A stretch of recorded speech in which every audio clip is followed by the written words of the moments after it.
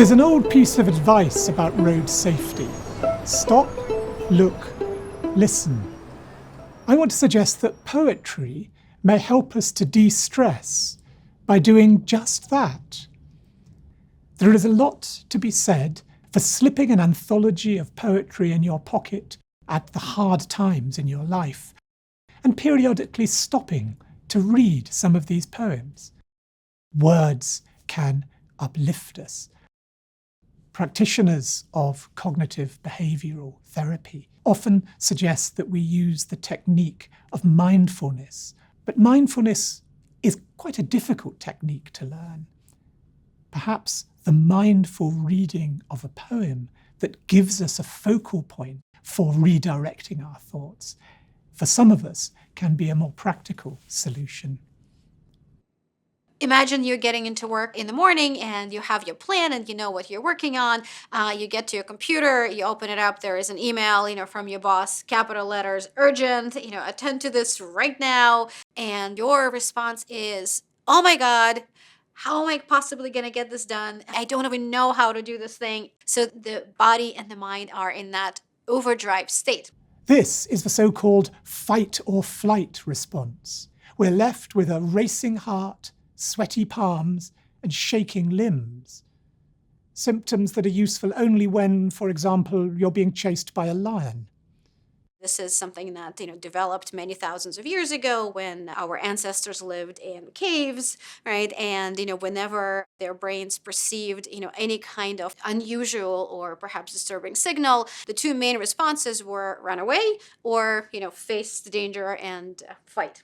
So when the brain is in the fight or flight state, the body is preparing for running or fighting, whether you're actually preparing for physical activity or if you're just, sitting at your desk worrying about things. Our bodies operate, for the most part, below the radar, under the control of the so-called autonomic nervous system. And that's the functioning of the body that doesn't have to be controlled by you consciously, hence the word autonomic, kind of like automatic.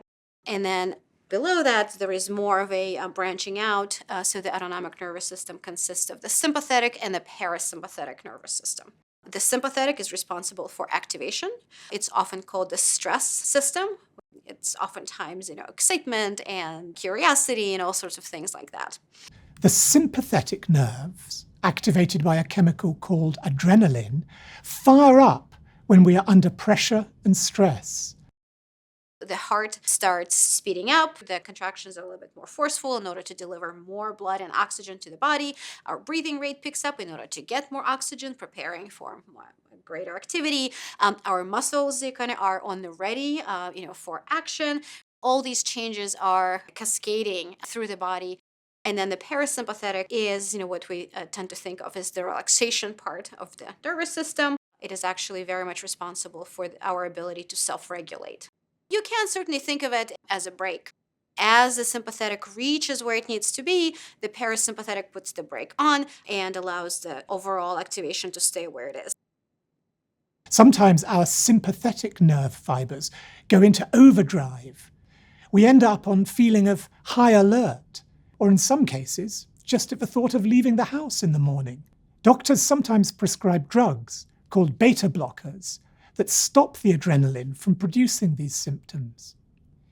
Engaging with the feel of a poem on the page, its rhythm, its musicality, and then with the images it creates in the mind, can help restore the balance of the parasympathetic and sympathetic fibres.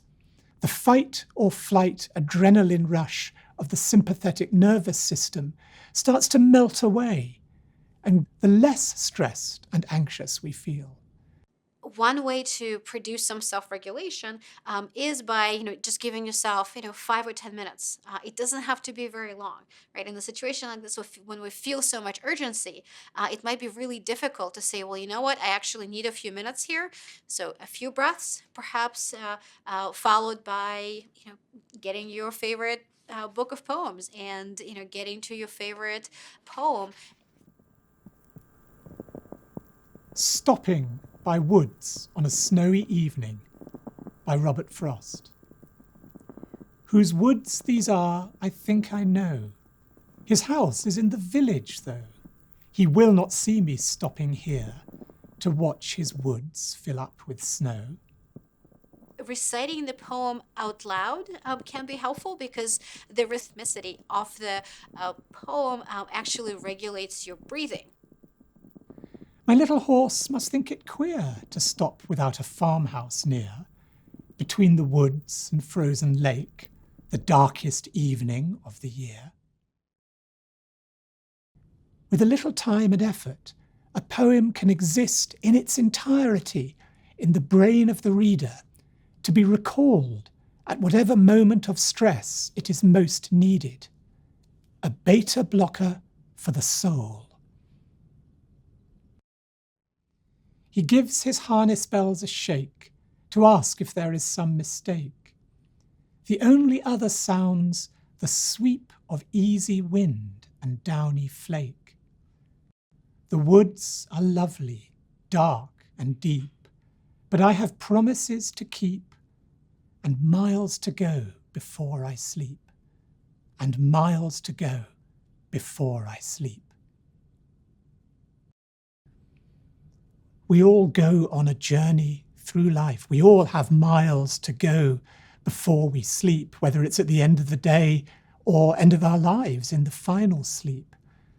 But what the poem is suggesting is that to get away just for a moment from the stress of that journey, we need to stop, look, and listen.